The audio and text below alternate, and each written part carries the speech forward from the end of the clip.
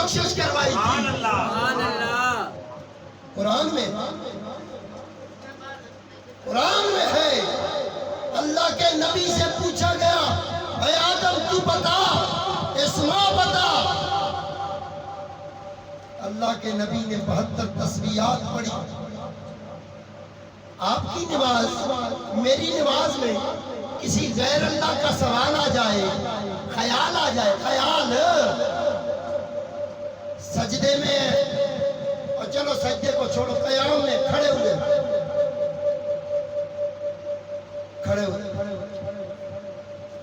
اے شریف کو میں نے 10,000 روپیہ دینا ہے، نماز میں خیال آیا فلاں بندے کو میں نے 10,000 روپیہ دینا ہے، نماز لوگ کہتے ہیں ٹوٹ جاتی ہے۔ کیا کہتے ہیں؟ نماز، غیر اللہ کا خیال آئے نماز باطل ہو جاتی ہے، ٹوٹ جاتی ہے۔ تو سن، بہت بڑا پوائنٹ ہے، اور سمجھ، تیرا میرا خیال نماز کی حالت میں غیر اللہ کا خیال آ جائے، نماز ٹوٹ جاتی ہے۔ اور سن اور سمجھ، کم عقل، تیری حیثیت کیا ہے مصطفیٰ کے مقابلے میں؟ ہمارا خیال نماز میں غیر اللہ کی طرف چلا جائے تو نماز ٹوٹ جاتی ہے۔ تو بتاؤ حسین کون ہے؟ اللہ ہے یا غیر اللہ؟ بولو بھائی، اللہ ہے یا غیر اللہ؟ بولو غیر اللہ۔ حسین کون ہے؟ اونچا بولو، حسین کون ہے؟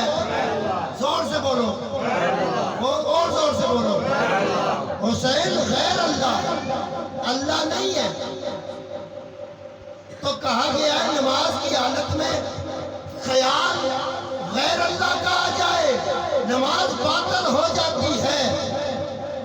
اب نبی سجدے میں ہے، پشت پر ہے حسین، سجدے سے سر اٹھاتے نہیں ہیں کہ حسین گر جائے گا۔ بولو سبحان اللہ، زور سے بولو سبحان اللہ۔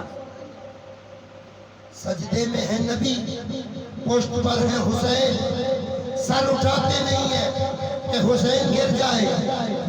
اور حسین اتنے سیانے ہیں، انہوں نے کربلا میں یزید کو اسی لیے گھسیٹ کے لائے تھے کہ ان کو بچپن میں اتنا شعور تھا کہ نبی کے کندھوں پہ چڑھنے کے لیے تھوڑی سی محنت کرنی پڑے گی، بغیر محنت کے جب نانا سجدے میں ہوگا میں جا کے چڑھ جاؤں گا۔ اتنی سمجھ تھی حسین کو۔ اور اللہ کے نبی کے نواسے پشت پہ ہیں، اب بولتے یہ ہیں غیر اللہ کا خیال، حسین غیر اللہ ہے، پر نبی کے ذہن میں اتنا تو آیا کہ حسین کندھوں پہ ہے، اتنا تو آیا کہ حسین کندھوں پہ ہے۔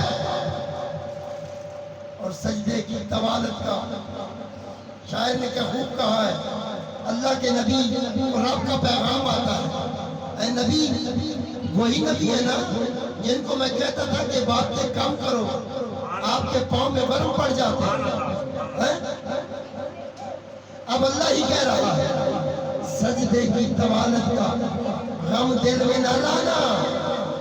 اے سونے نبی، تیرا سجدہ لمبا ہوا ہے، غم دل میں نہ لانا۔ خوش نور یہ خدا ہے مسرت حسین کی، یہ قیمتی موقع ہے زمانے کو بتا دو، سجدوں سے قیمتی ہے مودت حسین کی۔